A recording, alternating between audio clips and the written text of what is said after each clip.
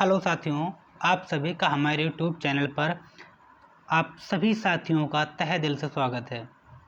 तो आइए देखते हैं अपना एक नंबर गारंटी के साथ आप पक्का कर लीजिए। क्या एक नंबर आप पेट के लिए पक्का कर लीजिए और यहाँ से आपको एक नंबर मिलेगा। एक क्वेश्चन आपको मिलेगा पेट में सीधा छपा हुआ मिलेगा। जो बाकायदा क्वेश्चन मैं बताऊंगा ऐसे क्वेश्चन आपको मिलने वाले हैं और ऑप्शन के ऐसे ही साथ आपको सीधा छपा हुआ मिलेगा। एक नंबर का क्वेश्चन आपके सामने आएगा। तो आइए उसी एक नंबर को हम अपनी मुट्ठी में करने का प्रयास करते हैं। चलिए मौर्य काल को आज हम देखते हैं और कैसे क्वेश्चन बनते हैं इससे उन सब पर हम डिस्कस करते हैं। तो पहला क्वेश्चन आपके सामने रखा है साथियों। आप लोग चैनल पर अगर नए हैं तो चैनल को लाइक कर दें, चैनल को सब्सक्राइब कर दें, वीडियो को लाइक कर दें और ज़्यादा से ज़्यादा दोस्तों तक इस वीडियो को शेयर करें। तो आइए क्वेश्चन को स्टार्ट करते हैं। निम्नलिखित में से प्राचीनतम राजवंश कौन सा है? अगर आपसे पूछ लेगा कि निम्नलिखित में से प्राचीनतम राजवंश कौन सा है तो आप लगा दोगे मौर्य वंश। क्या लगाओगे साथियों? मौर्य वंश इज द करेक्ट आंसर हो जाएगा। अगला चलते हैं अगले क्वेश्चन की तरफ। निम्नतों में से कौन मौर्य वंश का शासक नहीं था? तो इसमें बिंदुसार भी शासक था, चंद्रगुप्त मौर्य भी थे, लेकिन अजातशत्रु मौर्य वंश का शासक नहीं था। ठीक है, कोई कंफ्यूजन होनी नहीं चाहिए आपको। आगे चलते हैं, देखते हैं अर्थशास्त्र के लेखक किसके समकालीन थे? ये बहुत अच्छा क्वेश्चन है और लिख लो, मोस्ट इम्पोर्टेंट क्वेश्चन है आपके लिए कि अर्थशास्त्र के लेखक किसके समकालीन थे या पूछ लेगा किसके दरबार में थे। ये दोनों क्वेश्चन ऐसे आपसे पूछा जा सकता है और वहाँ आप लगाओगे चंद्रगुप्त मौर्य। क्या लगाओगे साथियों? चंद्रगुप्त मौर्य पर लगाकर आओगे। ओके, आगे चलते हैं, अगले क्वेश्चन की तरफ बढ़ते हैं। ठीक है, क्या लगाओगे? चंद्रगुप्त मौर्य। आगे देखते हैं अगले क्वेश्चन की तरफ। अर्थशास्त्र की रचना किसने की थी? अर्थशास्त्र की रचना की थी।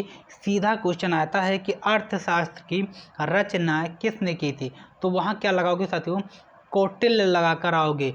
क्या लगाकर आओगे? कौटिल्य लगाकर आओगे कि अर्थशास्त्र की रचना कौटिल्य के द्वारा की गई थी। किसके द्वारा? कौटिल्य के द्वारा की गई थी। आगे चलते हैं, आगे क्वेश्चन को देखते हैं। चंद्रगुप्त मौर्य का प्रसिद्ध गुरु चाणक्य निम्नलिखित में से किस विद्या केंद्र से संबंधित थे? जो चंद्रगुप्त मौर्य के प्रसिद्ध गुरु कौन थे? चाणक्य थे। तो वो निम्नलिखित में से किस विद्या केंद्र से संबंधित थे? ये आपका क्वेश्चन था और इसका करेक्ट आंसर क्या हो जाएगा? तक्षशिला से ये संबंधित थे। आगे चलते हैं। यूनानियों को भारत से बाहर किसने निकाला था? तो यूनानियों को भारत से बाहर किसने निकाला था? तो चंद्रगुप्त मौर्य के द्वारा निकाला गया था। चंद्रगुप्त मौर्य के दरबार में भेजा गया यूनानी राजदूत कौन था? तो जो चंद्रगुप्त के दरबार में आया था वो यूनानी राजदूत कौन था? मेगास्थनीज था। लिख लो, इम्पोर्टेंट है कि ये जो मेगास्थनीज है वो चंद्रगुप्त के दरबार में भेजा गया था। ठीक है, आगे चलते हैं। मौर्य राज्य दरबार में ग्रीस के राजदूत का क्या नाम था? ग्रीस के राजदूत का क्या नाम था? तो ग्रीस के रहने वाले कौन थे? मेगास्थनीज थे। क्या है? मेगास्थनीज थे। आगे चलते हैं। निम्नलिखित में से किस विदेशी यात्री ने भारत का दौरा सबसे पहले किया था? बहुत अच्छा क्वेश्चन है कि किस विदेशी ने भारत का दौरा सबसे पहले किया था। इसमें आपके सभी ने समथिंग हैंसवांग, फरहान, ये सब आए थे भारत में, लेकिन यहाँ पूछा किस विदेशी यात्री ने भारत का दौरा सबसे पहले किया था। तो सबसे पहले जो किया था वो क्या था? मेगास्थनीज ने। किसने किया था? तो मेगास्थनीज ने किया था। ओके, आगे चलते हैं, देखते हैं। इंडिका किसने लिखी थी? इंडिका को किसने लिखी थी। सीधा क्वेश्चन आता है कि इंडिका किसने लिखी थी। बहुत ही अच्छी पुस्तक है और बहुत बार पेपर में पूछी गई पुस्तक है कि इंडिका किसने लिखी थी। आंसर क्या हो जाएगा साथियों, मेगास्थनीज के द्वारा लिखी गई थी। किसके, मेगास्थनीज के द्वारा लिखी गई पुस्तक थी इंडिका। चंद्रगुप्त मौर्य ने अपने अंतिम दिन कहाँ गुजारे थे। चंद्रगुप्त मौर्य ने अपने अंतिम दिन कहाँ गुजारे थे, तो क्या लगाओगे, श्रवण बेल गोड़ा में। जो चंद्रगुप्त ने अपने अंतिम दिन कहाँ गुजारे, तो श्रवण बेल गोड़ा में गुजारे थे। आगे देखते हैं, चंद्रगुप्त मौर्य के बाद मौर्य सिंहासन पर निम्नलिखित में से कौन बैठा था। तो इनके जो पुत्र थे बिंदुसार, वही बैठे थे। कौन बैठे थे, इनके पुत्र बिंदुसार चंद्रगुप्त के बाद बैठने वाले सिंहासन पे शासक थे। बिंदुसार के शासन के दौरान अशांति कहाँ थी।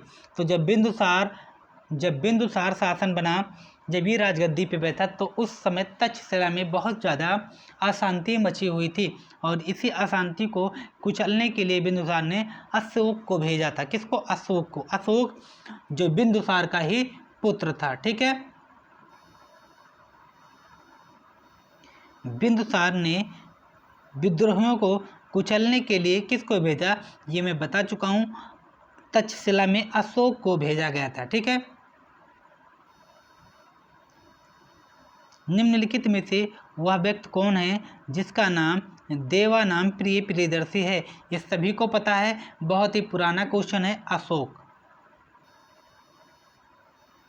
देवप्रिय के नाम से किसे जाना जाता है, अशोक को जाना जाता है। ये आपका क्वेश्चन हो गया।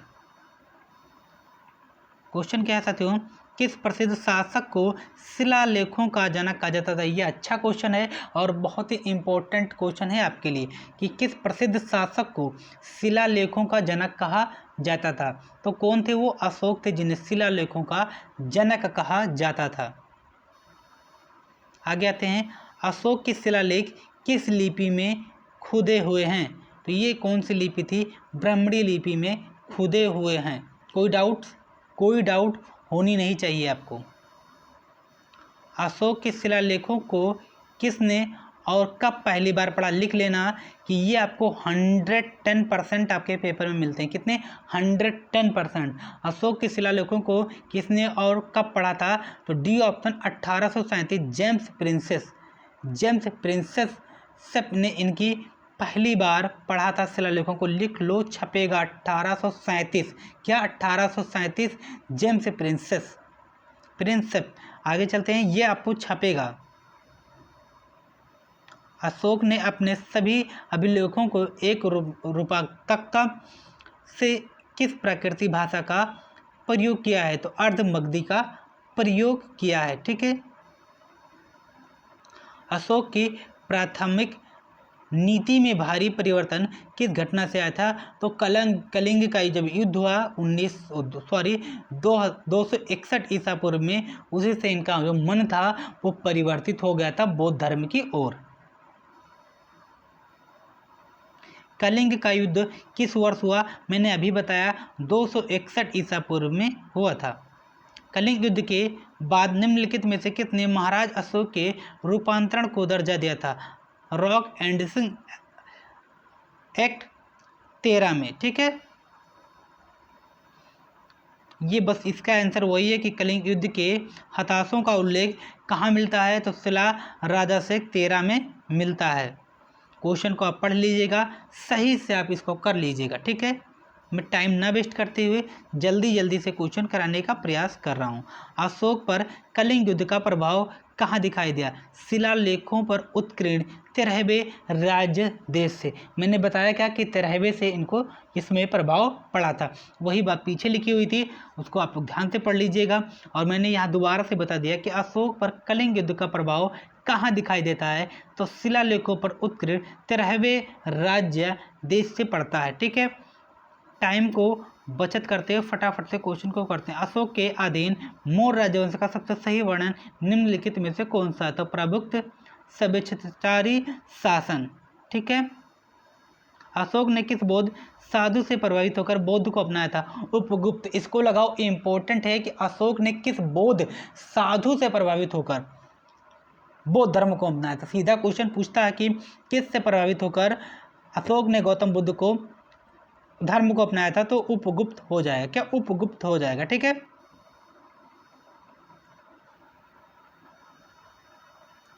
सीधा क्वेश्चन आपके आता है, निम्नलिखित में से किस शासक के शासनकाल में नेपाल में बौद्ध धर्म का आगमन हुआ? तो अशोक के शासनकाल में हुआ था। निम्नलिखित में से किसके द्वारा तृतीय बौद्ध परिषद का संरक्षण प्रदान किया गया? लिख लो, मोस्ट इंपॉर्टेंट लिखो, very very very very very most important. निम्नलिखित में से किसके द्वारा तृतीय बौद्ध परिषद का संरक्षण प्रदान किया गया था? वहाँ हो जाएगा अशोक। क्या हो जाएगा साथियों? अशोक के द्वारा। निम्नलिखित में से सम्राट अशोक की कौन सी पत्नी उसको सबसे प्रभावित थी किया था? तो वो थी करुवाकी। ठीक है, option D is the correct answer.